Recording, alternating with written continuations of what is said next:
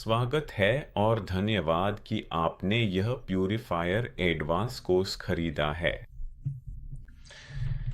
यहाँ adventure story channel के साथ मैं आपके साथ बहुत सी महत्वपूर्ण बातें साझा करूँगा जो मैंने अपने अनुभव से सीखी हैं और वे बातें जो मैंने जहाज़ों पर अपने साथियों से देखी हैं। और चर्चा के बाद कुछ वास्तविक मामलों के साथ बातचीत के बाद मैंने यह कोर्स तैयार किया है जो सेपरेटर और OWS यानी ऑयली वाटर सेपरेटर के व्यापक क्षेत्र को कवर करता है। यह कोर्स एडवांस्ड प्यूरिफाइंग के लिए 5 दिन का होगा और ऑयली वाटर सेपरेटर के लिए 2 अतिरिक्त दिन होंगे। हम उन एंट्रीज को भी शामिल करेंगे जो हम ऑयल रिकॉर्ड बुक में करते हैं। साथ ही हम आपको बहुत सी महत्वपूर्ण जानकारियां भी देंगे जो इस मशीनरी और उपकरण से सीधे तौर पर जुड़ी हुई हैं। हम सेपरेटर के अंदरूनी हिस्से को देखेंगे। हम सही तरीके से एडजस्टमेंट करना भी देखेंगे। हम देखेंगे कि समस्याओं की पहचान कैसे करें, उपकरण की सही तरीके से जांच कैसे करें, ग्रेविटी डिस्क का सही चयन कैसे करें, क्लैरिफायर और प्यूरिफायर के संचालन में क्या अंतर है, वाटर डिटेक्शन सिस्टम्स, गुणवत्ता और खुद ईंधन के बारे में भी जानेंगे। हम यह भी देखेंगे कि हमारी इंजन को नुकसान किस वजह से होता है। और यह किसी हद तक उन सभी रैंकों के लिए एक बहुत ही अच्छा शुरुआत है जिन्होंने कभी प्यूरिफायर के साथ ज़्यादा काम नहीं किया है। तो चलिए पहले मैं अपना परिचय देता हूँ। मैं आपका प्रशिक्षक रहूंगा। मेरा नाम मिखाइल क्वासनिकोव है। मेरे पास कुल 8 साल का समुद्री सेवा का अनुभव है जिसमें मैंने विभिन्न प्रकार के जहाज़ों जैसे टैंकर, रोरो जहाज, पैसेंजर और कंटेनर पर काम किया है। और जैसा कि आप जानते हैं, मैं यूट्यूब चैनल एडवेंचर स्टोरी का मालिक भी हूँ। यहाँ आप देखेंगे कि हमारा प्रोग्राम किस तरह चलेगा। यहाँ आप कुछ सामान्य जानकारी और हर भाग के अनुच्छेद देख सकते हैं। हर अनुच्छेद में आपको विस्तार से जानकारी मिलेगी कि जब आप एक प्यूरिफायर का ओवरहॉल कर रहे हों तो किन-किन बातों का ध्यान रखना है, क्या जांचना है, क्या देखना है और कहाँ अपना ध्यान केंद्रित करना है। सबसे पहले हमारा पहला दिन एक परिचय से शुरू होगा जिसमें प्यूरिफायर के बारे में सामान्य जानकारी और इस काम के लिए ज़रूरी सुरक्षा संबंधी सभी आवश्यकताएं शामिल होंगी। तो चलिए हम अपना पहला दिन शुरू करते हैं। यहाँ हम एक दिलचस्प एनिमेशन देखेंगे। बीच से हमारे पास बिना अलग हुआ तरल प्रवेश करता है और फिर धीरे धीरे वह सारा स्थान भर जाएगा। जैसा कि आप देख सकते हैं, हमारा तरल हल्के तरल जो पीला है से अलग हो गया है और यह तरल लाइट लिक्विड पंप द्वारा खींचा जाएगा। तो यहाँ बीच में हमारे पास इंटरफेस है जैसा कि इसे कहा जाता है। यह हल्के तरल और भारी तरल के बीच पानी की एक पतली रेखा है। इस स्थान पर हमारे पास भारी तरल होगा जिसे हैवी लिक्विड पंप द्वारा खींचा जाएगा और यहाँ यह जगह ठोस पदार्थों के लिए रहेगी। तो उस स्थान से सभी ठोस पदार्थ कुछ समय बाद डिस्चार्ज की प्रक्रिया के दौरान बाहर निकाल दिए जाएंगे। सी इनसाइट। आज मैं आपको एक किताब और एक ऑनलाइन कोर्स प्रस्तुत करूंगा जो कच्चे तेल और कच्चे तेल की वॉशिंग से संबंधित है। यह एक किताब है जो वह ज्ञान, विशेषज्ञता और सारी सफलता आपके पास पहुंचाती है जो सबसे बेहतरीन डिस्चार्जिंग ऑपरेशंस के लिए ज़रूरी है, ताकि आप किसी भी अप्रिय स्थिति या अतिरिक्त दावों से बच सकें।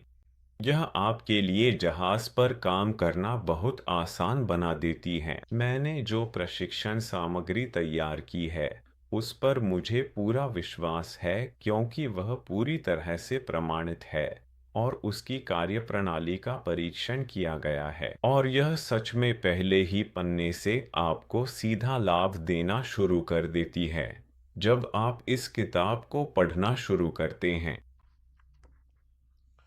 एक और बात यह भी है कि बेहतर समझ और गहरी जानकारी पाने के लिए आप वह ऑनलाइन कोर्स ज्वाइन करें जिसे मैंने खास तौर पर इसी विषय के लिए बनाया है और जो पहले से ही YouTube चैनल पर उपलब्ध है। किताब को अमेज़न से खरीदना बहुत आसान है और आप नीचे इस वीडियो में दिए गए लिंक के ज़रिए सीधे वहां पहुंच सकते हैं। तो आज ही जुड़े और अपने सामने खिड़कियां और अवसरों को और भी आसान और सुलभ बनाएं। क्रूड ऑयल वॉशिंग गाइड और crude oil washing master class online course का संयोजन आपको शुरुआत से ही व्यावहारिक मार्गदर्शन देगा, मॉलिक्यूल्स के व्यवहार को समझने से लेकर हर एक ग्रेड की विशेषताओं को जानने तक। इन्हें कैसे संभालना है, किन बातों का ध्यान रखना है, अगर कोई समस्या आती है तो उसे कैसे सुलझाना है और सबसे अच्छे प्रोग्राम्स कैसे चुनने हैं, इन सब का विस्तार से मार्गदर्शन मिलेगा। तो यह सब मिलाकर क्रूड ऑयल वॉशिंग के सफ़र को वाकई शानदार बना देता है। यह आपके क्रूड ऑयल और डिस्चार्ज को देखने के नज़रिए को पूरी तरह बदल देगा। यह आपको प्रतिस्पर्धात्मक बढ़त देगा ताकि आप नवीनतम ज्ञान के साथ सबसे आगे रह सकें। जब टाइमर पूरे हो जाएंगे, उसके बाद हम बाउल का पूरी तरह से डिस्चार्ज शुरू करेंगे। इसके बाद हमारे पास अल्फा लावल का सेपरेटिंग सिस्टम भी है, जो मरीन इंडस्ट्री में हाल ही में पेश किया गया नवीनतम सिस्टम है। एस और पी फ्लेक्स सेपरेशन सिस्टम्स। आइए इन्हें विस्तार से देखें। वाकई ये सेपरेटर काम करने के लिए बहुत ही अच्छे और बेहद आसान हैं। हम देख सकते हैं कि इसमें खुद purifier, module, operating panel, heater, water valves, water detecting उपकरण, फीड पंप और थ्री वे वॉल्व शामिल हैं।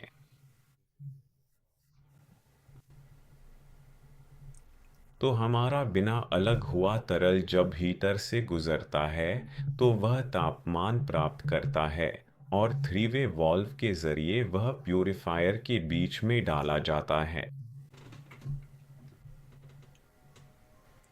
सबसे पहले निश्चित रूप से हम अंदर ऑपरेटिंग पानी से भराव करेंगे।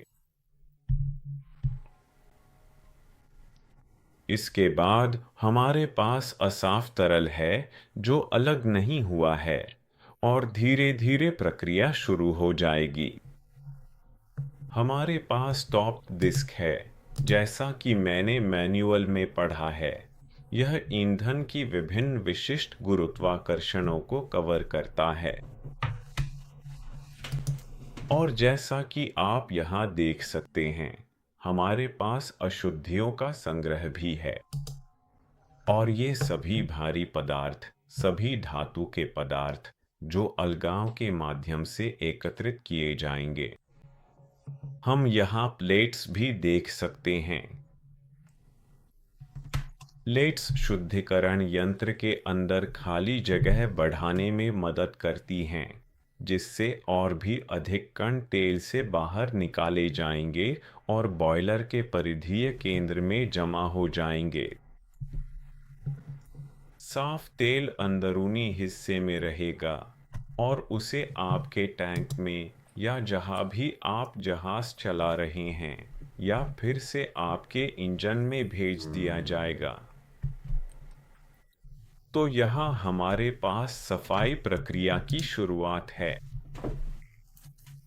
हम देख सकते हैं कि हमारी तीन तरफा वाल्व बंद है और हमारे पास बाउल को ऑपरेटिंग पानी से भरने की प्रक्रिया है। और आगे चलकर तो हम तेल की बड़ी मात्रा नहीं खोएंगे।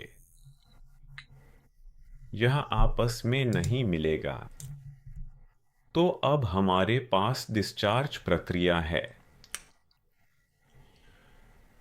आगे आप यहाँ देख सकते हैं कि तेल की फीड साफ तेल कैसे बाहर आ रहा है। और हमारे पास यह उपकरण भी है जो इंजनों को अधिकतम सुरक्षा देता है, जो पानी की मात्रा निर्धारित करेगा और अगर ऐसा कुछ होता है तो सेपरेटर के संचालन को रोक देगा। एक और ज़रूरी बात जो जाननी चाहिए वह है लॉक रिंग के बारे में। लॉक रिंग कटोरे को सुरक्षित और लॉक करता है। और यह जानना बहुत ही ज़रूरी है कि यह लॉक अच्छी स्थिति में होना चाहिए। इसे दबाया या ज़्यादा दबाया नहीं जाना चाहिए। तो यह भी ज़रूरी है कि यह कटोरे में बिल्कुल सही और ठीक से फिट हो। हम देख सकते हैं कि नया कटोरा सिस्टम कैसे ऊपर नीचे होता है खोलने और बंद करने के लिए। और यह वाकई में बहुत लचीला और संचालन में आसान है। और अंत में हमारे पास EPC 60 है जो इस्तेमाल में आसान मॉनिटर कंट्रोल है। तो एक प्यूरिफायर जहाज पर सबसे महत्वपूर्ण उपकरणों में से एक है क्योंकि यह खराब मौसम की स्थिति में जहाज को सुरक्षित रूप से चलाने के लिए सुविधा प्रदान करता है। और अगर उस समय हमारे प्यूरिफायर में कोई खराबी आ जाती है तो निश्चित रूप से हमारे इंजनों की कार्यक्षमता भी कम हो जाएगी और हमें यह भी पता चल जाएगा कि अगर हमारा इंजन पूरी तरह से बंद या खराब हो गया तो उसके क्या परिणाम होंगे। तो प्यूरिफायर इतने महत्वपूर्ण क्यों हैं? ये हमें गुणवत्ता और मात्रा दोनों प्रदान करते हैं, जिनमें से हर एक की अपनी खास भूमिका होती है। गुणवत्ता का उद्देश्य यह है कि ईंधन के अंदर मौजूद कणों और ठोस अपशिष्ट को जितना संभव हो सके कम किया जाए। इससे इंजन और उसके पुर्जों को किसी भी तरह की क्षति से बचाने में मदद मिलेगी और दूसरी ओर यह मात्रा भी प्रदान करता है। तो यह किसी तरह का पंप है जो ईंधन को एक जगह से दूसरी जगह स्थानांतरित करता है।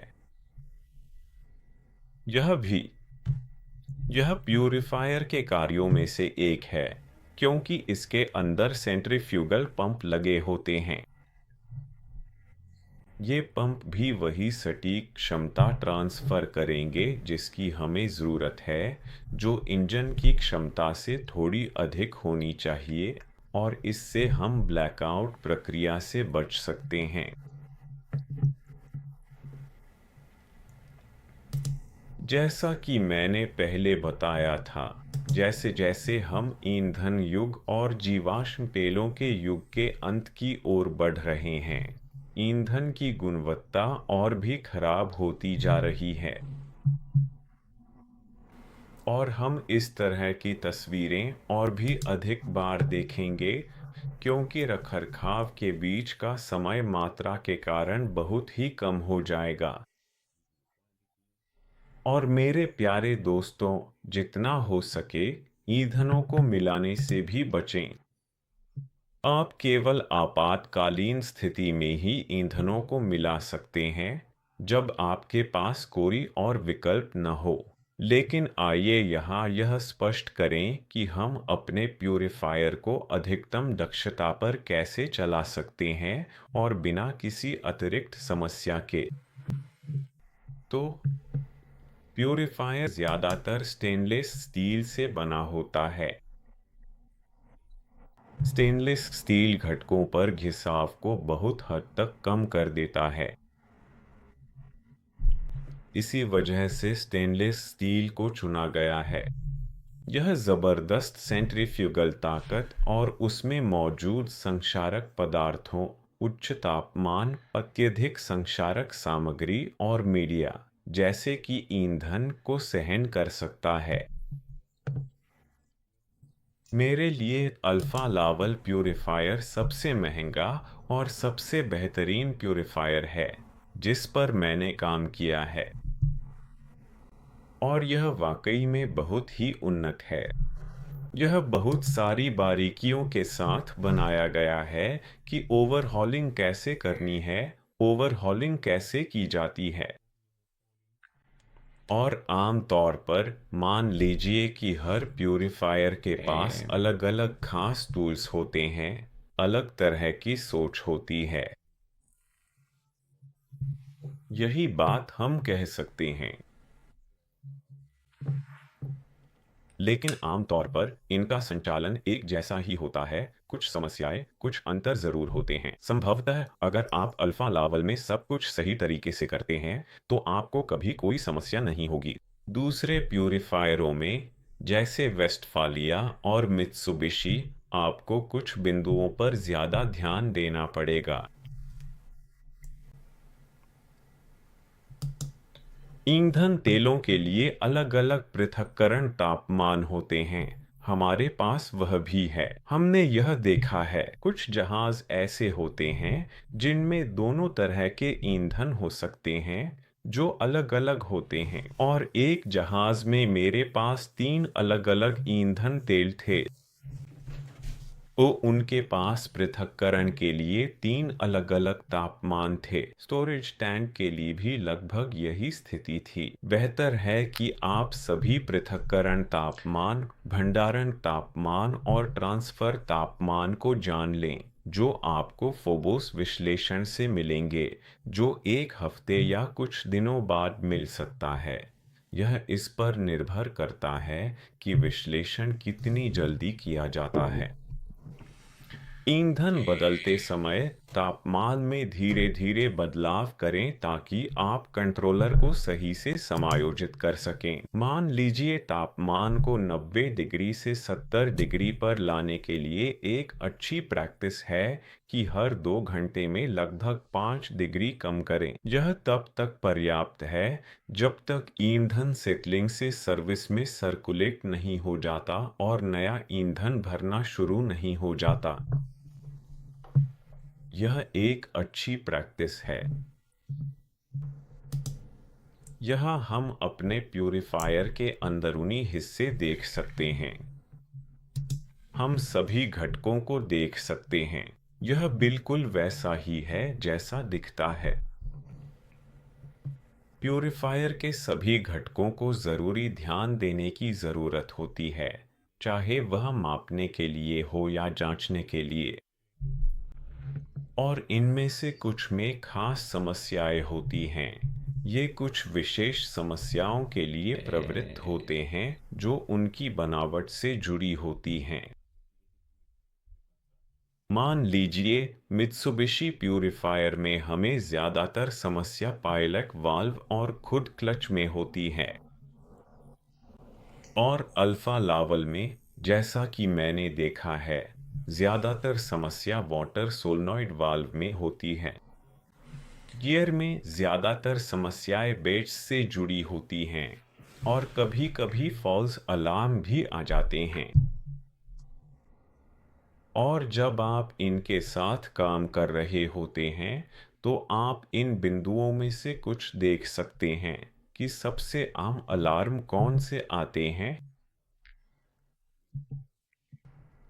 अपने सभी ऑपरेशनों में टिकाऊ बने रहें, कम स्लज पैदा करें और इसे कैसे हासिल किया जाए। आप कम स्लज तब पैदा करेंगे जब आप प्यूरिफायर का बेहतर संचालन करेंगे, जो स्लज आप बनाते हैं उन्हें चेक करेंगे और इस ऑपरेशन के साथ आप कम ट्रांसफर करेंगे।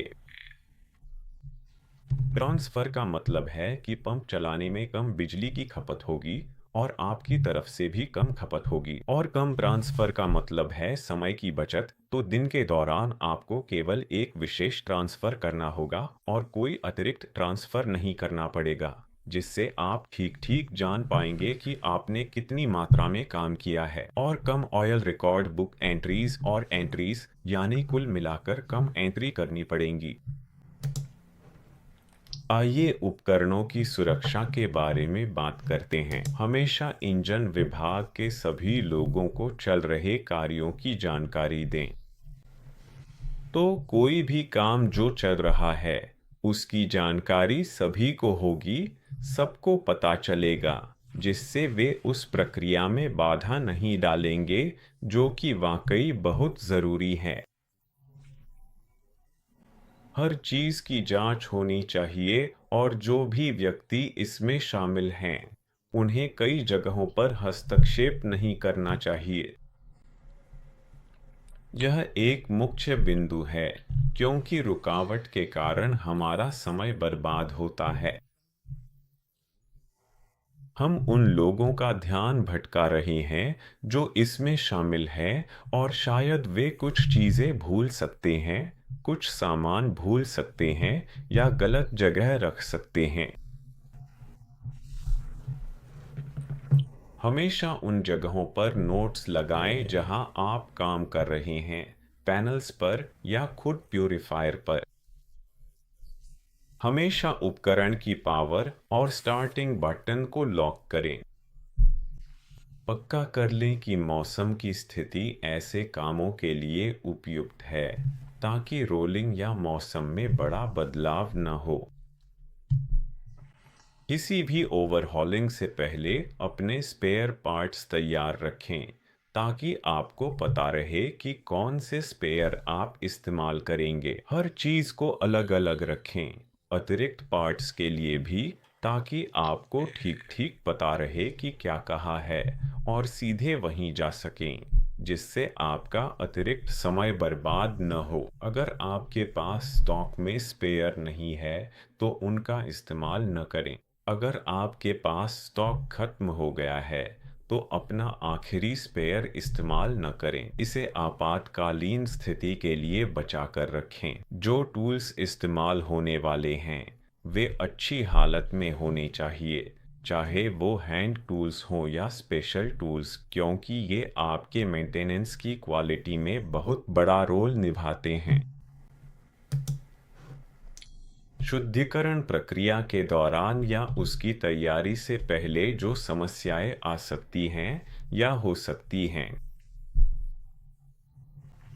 गलत वाल्व सेटिंग के कारण लाइन में तेल का मिश्रण हो सकता है। यह तब हो सकता है जब आप अपने टैंकों या वाल्व्स को सेट कर रहे हों। और मेरा मतलब है मिश्रण से, कि आप जेनेटर से मेन इंजन में या उल्टा तेल मिला सकते हैं।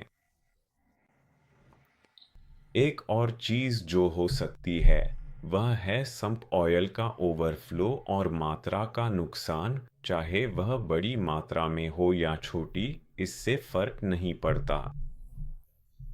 हम हमेशा तेल खो सकते हैं, और यही वजह है कि टैंक का स्तर उपयुक्त होना चाहिए। एक और बात यह है कि हमारा तेल पानी से दूषित हो सकता है। अगर हमारे प्यूरिफायर के अंदर कुछ गड़बड़ हो जाए या प्यूरिफायर का संचालन सही तरीके से न हो, तो हमारा तेल पानी से दूषित हो सकता है। यह एक अत्यंत स्थिति है जो हम नहीं चाहते कि हो, और इसी वजह से हम प्यूरिफायर पर जो जांच हम करते हैं और मुख्य इंजन पर जो मॉनिटरिंग होती है, उसमें पानी की जांच प्रणाली होती है जो कई तरह के नुकसान को होने से रोकती है। गलत संचालन के कारण उपकरण को नुकसान हो सकता है। अगर सेट पॉइंट्स सही नहीं हैं और हम उस सीमा से अधिक संचालन करते रहते हैं जो ओवरहॉलिंग के लिए निर्धारित है और फिर भी संचालन जारी रखते हैं। नुकसान इसलिए होगा क्योंकि प्यूरिफायर अपनी निर्धारित सीमा और रेंज के बाहर काम करेगा, जिन रेंज और परिस्थितियों के लिए इसे डिज़ाइन किया गया था। यहाँ हमारे पास कुछ जानकारी है कि प्यूरिफायर और क्लैरिफायर दोनों को कैसे चलाना है, दोनों ही परिस्थितियों में। तो यह पीडीएफ कोर्स के अंत में आपको उपलब्ध कराई जाएगी। आपको इसका एक्सेस मिलेगा। क्लैरिफिकेशन प्रक्रिया में अंतर है। सेटिंग्स में भी अंतर है। ऊपर जो ग्रेविटी डिस्क्स हमने लगाई हैं उनमें भी अंतर है। क्लैरिफायर में एक विशेष ग्रेविटी डिस्क होती है क्योंकि यह 0.991 किलोग्राम प्रति घन मीटर और उससे अधिक ग्रेविटी को संभाल सकती है, जबकि प्यूरिफायर 15 डिग्री सेल्सियस पर 0.991 से कम ग्रेविटी पर काम करेगा। तो क्लैरिफायर डिस्क की पहचान कैसे करें? यह एक क्लैरिफायर डिस्क है और जैसा कि आप देख सकते हैं, इस पर जी हेडन्स लिखा हुआ है। यह है छेद 3 मिलीमीटर का छेद। तो आपको ध्यान से देखना चाहिए कि आपका प्यूरिफायर क्लैरिफायर मोड में काम कर रहा है या प्यूरिफायर मोड में। ग्रेविटी डिस्क कैसे चुनें? ग्रेविटी डिस्क का चयन करने के लिए दो वेरिएबल्स की ज़रूरत होती है: विशिष्ट घनत्व और पृथक्करण तापमान। पृथक्करण तापमान से शुरू करते हैं। मान लीजिए हम 70 डिग्री पर पृथक्करण करेंगे, जो कि उदाहरण संख्या 1 है। हम सीधे ऊपर जा रहे हैं और हमने विशिष्ट घनत्व चुना है जो कि 0.925 है और हम यहाँ जा रहे हैं।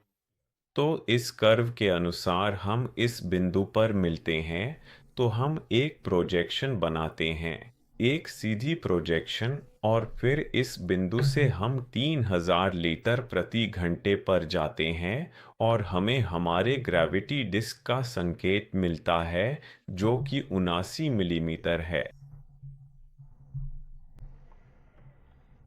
तो आप अपने स्पेयर रूम में जाएंगे और 79 मिलीमीटर ग्रेविटी डिस्क ढूंढेंगे। उसी फीड रेट पर काम करने के लिए फीड रेट और पृथक्करण तापमान समायोजित करें। ठीक है, आप विशिष्ट घनत्व को समायोजित नहीं कर सकते, लेकिन आप इसे अपनी फोबोस यानी रासायनिक विश्लेषण से जानते हैं।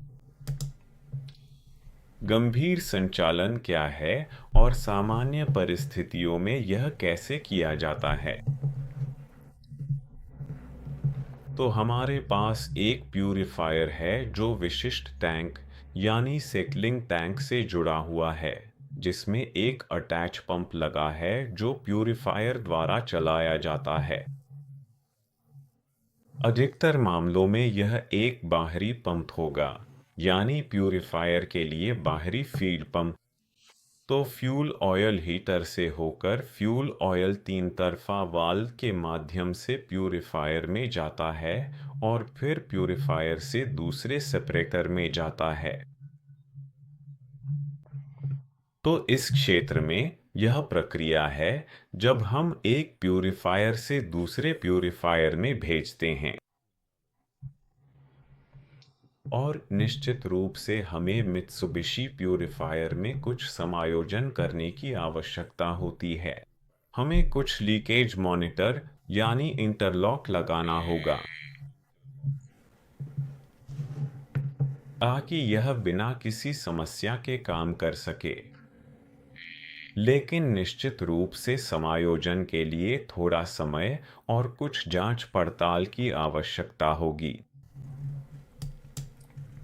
यहाँ यह लीकेज मॉनिटर अलार्म के स्विच का स्थान है, क्योंकि इस प्यूरिफायर में रुकावट के कारण यह यहाँ तेल के प्रवाह को भी बाधित करेगा और इसलिए यह प्यूरिफायर भी ट्रिप हो जाएगा।